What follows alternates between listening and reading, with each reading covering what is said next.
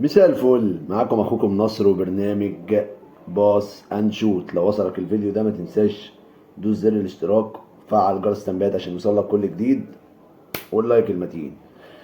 لسه خلصان ماتش الاهلي وفاركو من شويه بفوز النادي الاهلي برباعيه مقابل هدف في مباراه تسيدها النادي الاهلي بالكامل، ما عدا الخطا الاهطل شويه اللي اتعمل ما بين شوبير ومحمد هاني في الجون اللي جابه فاركو. النادي الاهلي بدأ المباراة بتشكيل مكون من مصطفى شوبير، قدامه اشرف داري، ياسين مرعي، على الشمال كريم فؤاد، على اليمين محمد هاني، نص الملعب اليو ديانج، محمد علي بن رمضان، زيزو، وتريزيجيه ناحيه اليمين في مكان مش متعودين نشوف تريزيجيه فيه، واشرف بن شرقي ناحيه الشمال، وقدامهم محمد شريف.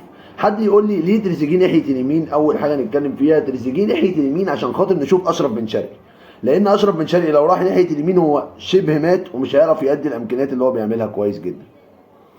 فعشان كده الراجل حط تريزيجيه ناحيه اليمين. انا كان في وجهه نظري زيزو يلعب ناحيه اليمين وتريزيجيه يلعب في نص الملعب، وكنا هنشوف انتاجيه من الاثنين كويسه قوي.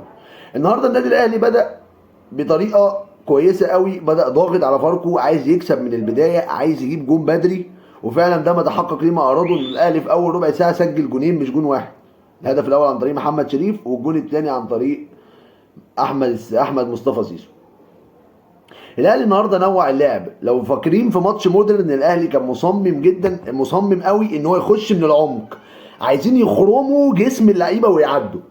النهارده لا، النهارده بنشوف تريزيجيه ومحمد هاني عاملين جبهه يمين حلوه قوي وبيميل عليهم زيزو، وبنشوف في الجبهه الشمال نفس الكلام، كريم فؤاد واشرف بن شرقي عاملين جبهه شمال قويه جدا برضو، وبيميل عليهم محمد علي بن رمضان. ومحمد علي بن رمضان هنا بيميل وما بيروحش على الطرف ماسكه الجناح والباك شغالين عليه على الخط، ومحمد علي بن رمضان بيعدي ما بين الهاف سبيس اللي ما بين المدافع والباك. ودي شفناها في الجون بتاع زيزو، اللي زيزو خد الكوره بعرض الملعب من اليمين، بص لمحمد علي بن رمضان في نص المساحه ما بين الباك والمدافع، ما بين الباك والمدافع. محمد علي بن رمضان موه تمويهه يعني لعيب قوي، لعيب قوي. الاهلي مش عارف، صفقات الجمهور يا جماعه، صفقات الجمهور. محمد علي بن رمضان ده احنا بنطالب بيه من زمان، من قبل اصلا ما يروح الفريق المجري دوت، من زمان قوي. لعيب قوي جدا، لعيب محترم. محمد علي بن رمضان ده لعيب قوي جدا جدا. وصفقه زيزو دي برده جات لنا فرصه من زمان برده اللي احنا نجيبها. لا، جون جميل جدا محمد علي بن رمضان بفنت كويس، بفنت موه بجسمه وعدل اوفر تيك زيزو، جون عالمي، جون عالمي. النهارده الاهلي كان منوع اللعب، بس لاول 25 دقيقه الاهلي كان دايس بنزين جامد قوي، وعيب على اللعيبه ان هم بطئوا الريتم. ليه بتبطئ الريتم؟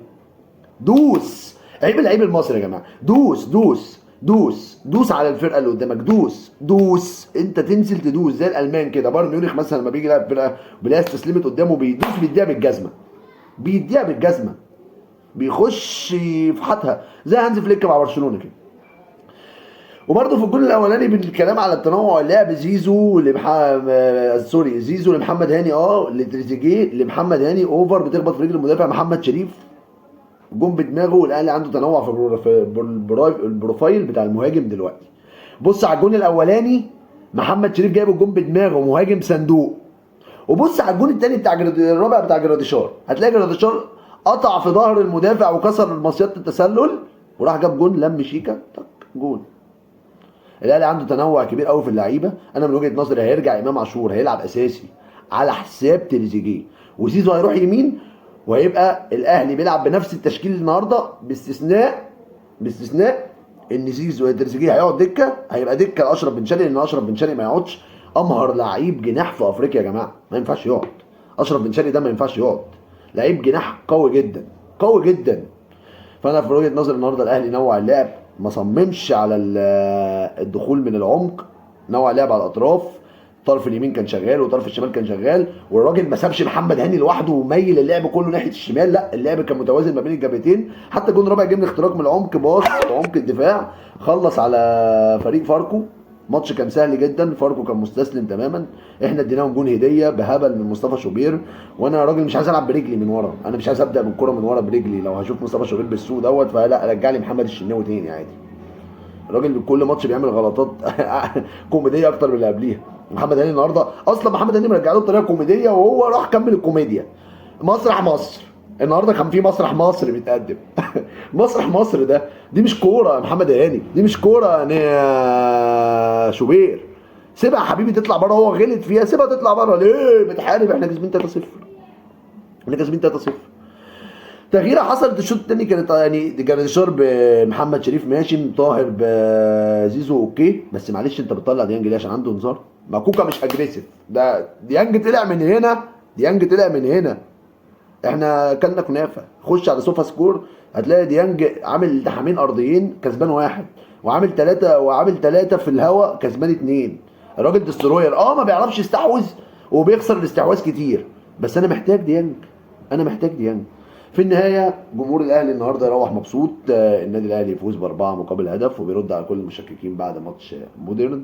النهارده الاهلي نوع اللعب كتير قوي وعمل ماتش حلو قوي قوي قوي قوي قوي.